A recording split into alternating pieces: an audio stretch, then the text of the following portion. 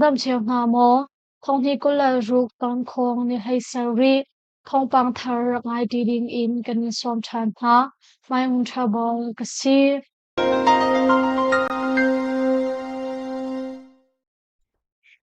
PDF le SRE hi kan tang ti lai I sagai le magwiram chan SSPC ral kap sakhan pol kan dau lai tia CPU CPA ni anchim Chin Brotherhood Chungtal Assimi Chin People Union, Chin People Army CPU CPA2, People Defense Force PDF Le, Spring Revolution alias SRA He, Kantang Tilai I Sagay Ramchan Le Magwi Ramchan Chung I Aummi, SSPC Ral Gab Sakhan Pol Lutno in Kanka Na Lai Tia, January Nilhay Nga A Antua Mi, CPU CPA press conference Salayo Mangni Achim Chin People Army CPA2 Magwiram Chan Pau Peng Chung Tiang Anvatum I Ralam Sialmi SSPC Ralgab and Kamha I and Kachwa Ha CPU CPA He Chin Brotherhood Min In and Kalai Chin Brotherhood Le ICNCC He Zai Mai Na Ngay In Kan Mi Phun Le Kan Ramcha A Zaitinda Kanetal Kho Lai Ti Mi Kong Chun Chin Brotherhood He Spring Revolution alias SRA He Zong Pe Lai Na Kan Ngay Sang I Zaitinda SRA Ralparam A Kanetal Kho Lai Ti Mi Kong He Asi Abig in Sagairam Chanle Magweram Chanchunga Hin Kadaw Na Kan Kalpi Lai Tia Salayong Mangni Chun Achim CPU CPA2 Chim Brotherhood Chungtal CDF Mindat MRO CDF Matupi CDF Completely CDF Daiti In Chiram Thang Lai Shem Lai Puli Fodni Thong Hi Kulanga Kum November Ni Thainga A Khan Andir Mi Asi I Atu Chu Chim Brotherhood A Hin CPU CPA CNO CNDF ZFU PDF Zolan Le MTC MDFE in Puli and Si Changkong Salai Peter Thangzong Ni Arak Chim Chang India Myanmar Kulantim Mi Kong A MZP Le Zoro Ni Dulo Na Pinlang Per India Myanmar Thuan Kuldi Ding In India Central Chawzani Antore Choma Mi Kong A Mizoram Ramkul A Shambud Mi Mizo Zerlai Pol MZP Le Zo Reunification Organization Zoro Ni Mizoram Ramkul Aizol Kopi I Aumi Vana Pahol Mai A January Ni Hai Ruk Zinglei Thawngchimnak Hai Khata Khan Daite In Dulo Nak Anlai Tar Kong Thai Si Hi Kong He Pe Lai In MZP Chairman Dr. C. Larambotani Chun India Central Chawzani Kanuna Nga He Akan Thancheu Tar Khautu Asimi Ramri Thuan Kuldi Ding Anti Mi Ruanga Hin MZP Le Zoro He Ifon In Dulo Na Kalnang Tar Hi Asi Pathian Ni Akan Pek Mi Kanvalai A Hin Unaw Ithancheu Ding Chu Kandulo Ruang A India Central Chawzani Ani Timmi Angol Thatnak Ha Matu Bantuk In Dulo Na Kalnang Tar Hi Asi Zo Chin Mi Phun Ha Kane Thancheu Ding Chu Asi Khawlo I Kandu Shim Shim Lo India Central Chawzani Ani Timmi Angol Leilawa Chun Pezul In Kandau Kalkau Lai Tia Achim Chupian A India Le Myanmar Ramri Thuan Kulding In India Central Chawzani Antore Choma Mi Hi Kan Mi Punsa A Thimpang Ngai Asi Myanmar Ram Lai I Aumi Kanuna Ha He Thancheu Tar Akan Tim Si Cha A Dulo Na Kallang Tar Lai Dulo Na Kallang Tar Ding Mi Hi Sanat Lai Lem Lawa Chun Adi Dong Thiang Pezul In Kandau Kalai Cha A Mizoram Tua Chungmin Ha Zong Dulo Na Kallang Tar Na Ka Chun Rak Ital Cheu Ding In Kanin Som Na Tia MZP Le Zoro Ni January Ni Lai Ruka Khan and Chin India Central Chawzani Free Movement Regime FMRT Ni Rampani Kara Salonki In and Kalko Na Pinlam and Shodno In Kilometer Thongkazaruk Liang Asaw Mi India Myanmar Ramri Thuan Chu Kuldi Ding In Timlam Na Kangai I Manipuram Kulaya Chun Kulsham and Thokchang Tia Thai Si January Tha Azar Khatnak Chunga SSPC Leithum Meza Pisin A Anifon minung som li leng an tlai na tukum thongni kula ru January tha azar khatnak chunglonga khan chiram tal in Myanmar ram ki pi to chungsham klai putna sin a fot mi SSPC ral kap chung tal hai thum an si e kadaw nak chan chung a sham nam chia in a hap mi le tlai khi mi minung som li ni an si kong people goal ni January ni hai nga zam a an than atu bantuk in to chungsham klai putna sin a fot mi SSPC ral kap chung tal pol chu paguram chan in parriat moram kul in patni tanai tare ram chan in pakhat le sagai ram chan in patni ti in andi lakfon minung hlei thum an si I chu chung a minung hlei khathi sham in SSPC ral ka pa lutar tong mi an si chu pin a kadaw nak chan chung a sham nam chia in a mi le ko chung sham tai phutha ni an tlai mi ha zong an I Chimram a SSPC ral ka pul ni Maguram Chan a SSPC ral ka plenga Maguram Chan a SSPC ral ka pakhat Mandali Ram Chan a SSPC ral ka patni le Yangoram Chan a SSPC kutang P2C patni di in andi lakfon minung somli ni an si tia people goal ni alang ter aliam chia thongni kulanga kum January tha in thongni kul ru kum January tha azar khatnak tianga khan thol chungsham tai phunha sin a fot mi shamnam chia in a mi le thol chungsham tai phunha ni an tai mi ha di in andi lakfon SSPC ral kap chungtal thongni za ruk som thum thum an si tia people goal ni an than mi a an lang ter ULA ni chauto peng tol chungmi ha man mi Starlink Wi-Fi se pol sham in an chu na Rakhine ral ka ULA ni an hum hak mi Rakhine ram kul chauto peng a pumpak in Starlink Wi-Fi amang mi tol chungmi na chu ULA ral ka ple an kutang khwa boy pol ni sham in an chu na ko Rakhine Thawngchimnak ni an than Tangkhawng lamnak atwa mi ha le internet man adu mi tol chumi ha ni anma pumpak in ani chok mi Starlink Wi-Fi se pol chu ULA le an kutang khwaboi pol ni sham in an chu na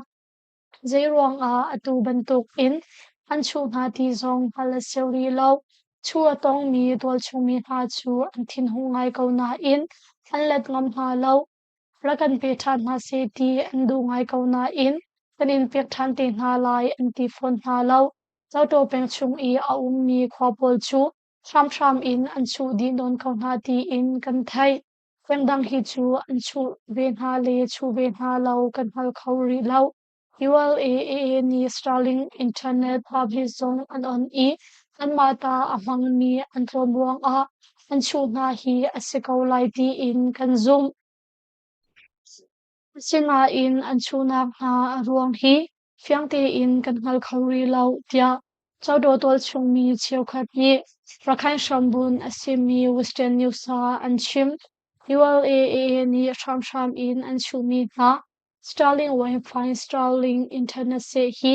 pakhat a sing soma in sing zakhat leng man an si arong lo in atu bantuk in an chu na ULA ni copy an lawnak punpaw a Starlink internet public zone an on kauna in an mata amang mi an tlom luang punpa ki Starlink Wi-Fi amang mi paw atu bantuk in an chu mi ha ko nga hin twal chung mi ni an mo chet ngai na swalan phot ngai na tia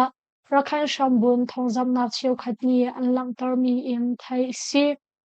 chuban tuk thiam in Directional Council DRC CDF tai ni an hom hak mi maram chung a Rakhine ral ka ni Starlink Wi-Fi plan an sen ha lo kong to chung mi ni aliam chia thong hi kulanga kum jun thai ni a an chim chupin a ULA ni an hom hak mi Chingram Palawa peng chungjong a ULA ni tol chung mi na chu pumpak in Starlink Wi-Fi man sen ha lo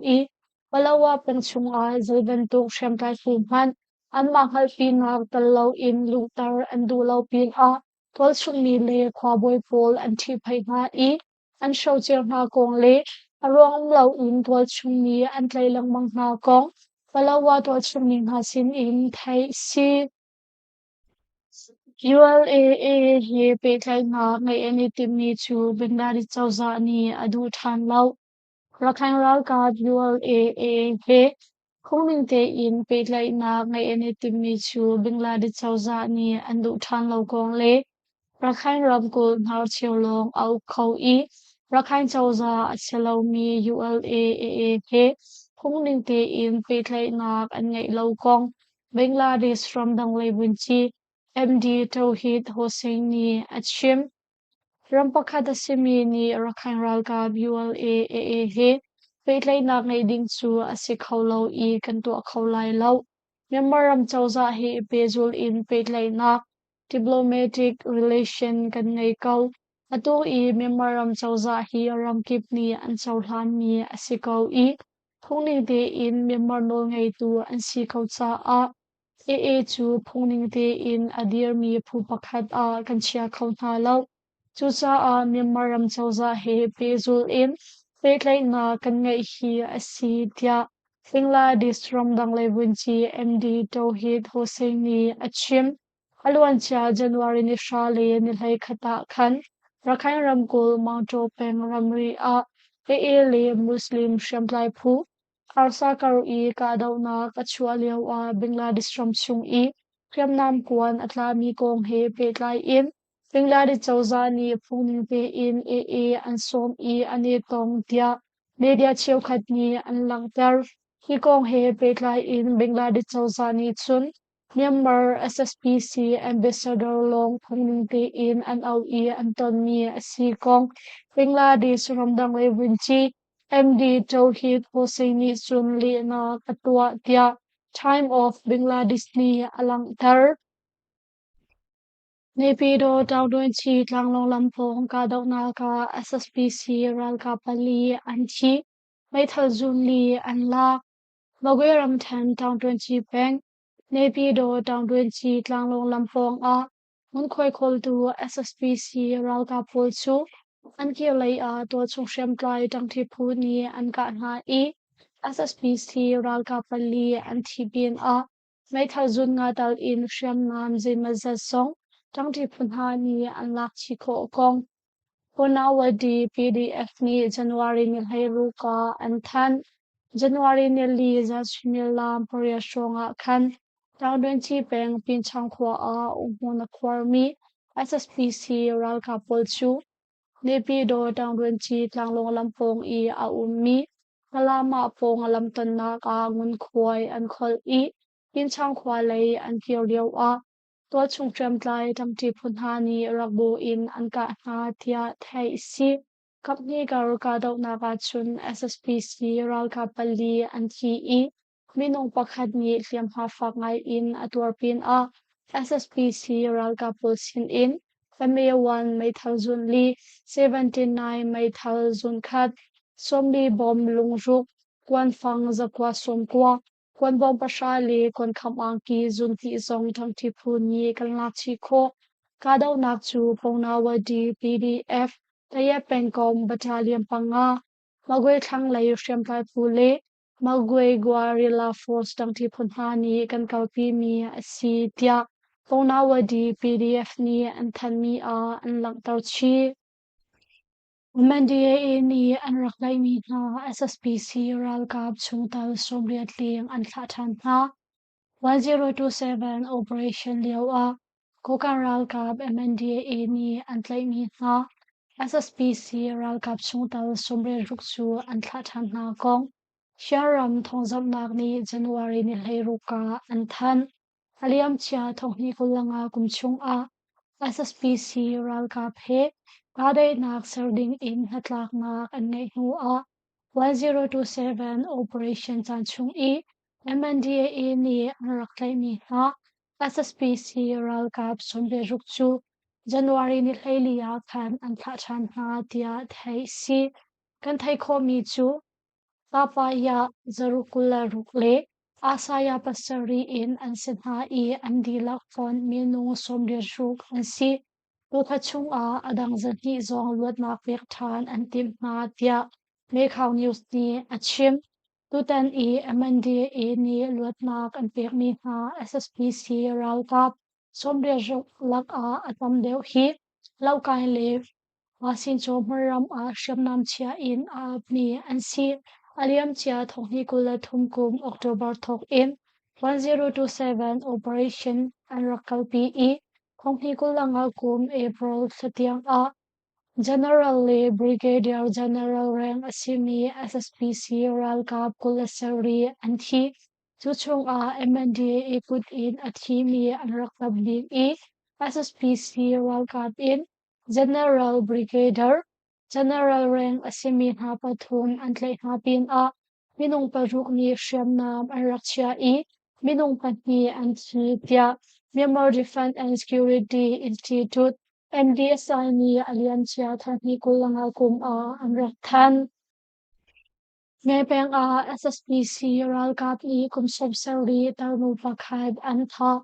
umnak in somsari leng an khang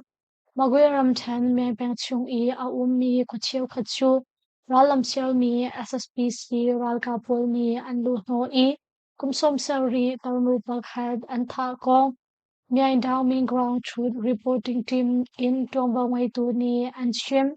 January ni hlei nga le January ni hlei ruka Ngay peng no ping kwa chu ralam sial mi SSPC ral kap tha zang zale songa shong ni an lu no I kum som sari tarnu pakhat mai khang in an tha pin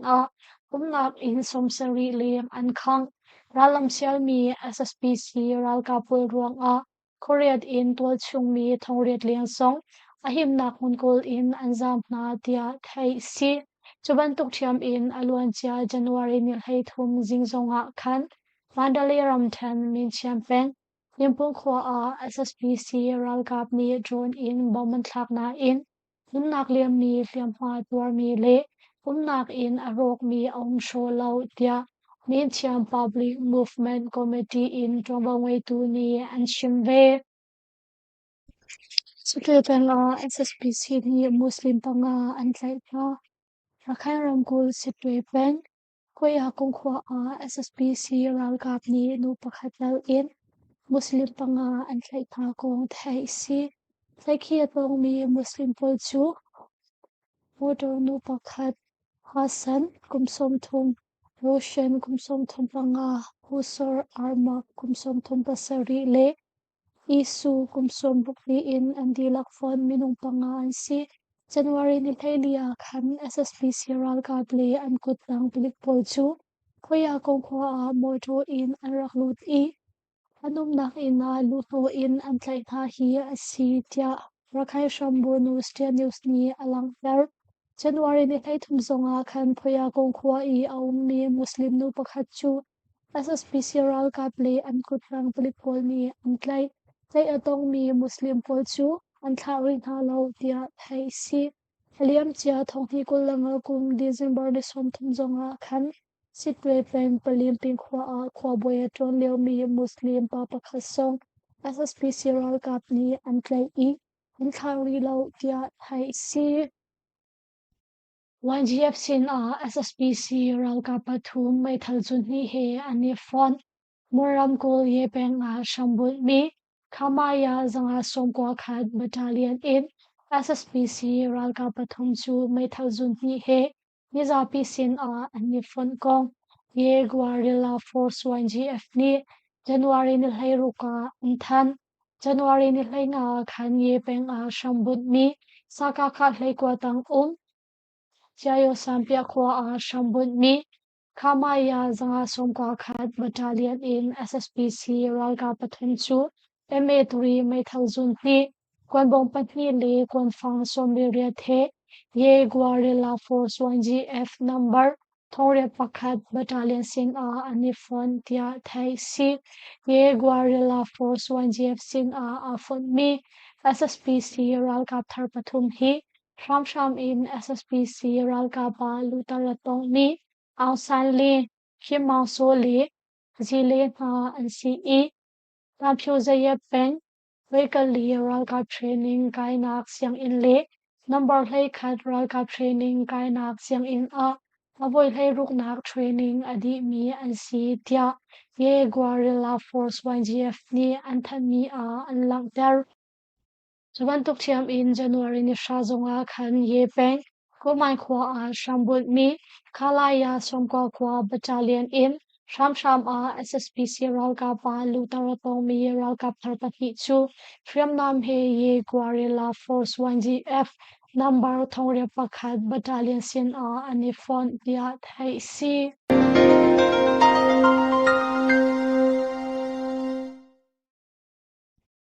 Luzin kan Thawngchimnak chu Mavial in kan Dr. Ri Lai Lungmali post Facebook like follow le YouTube channel a subscribe ra kan to piak chawding in kan in som ha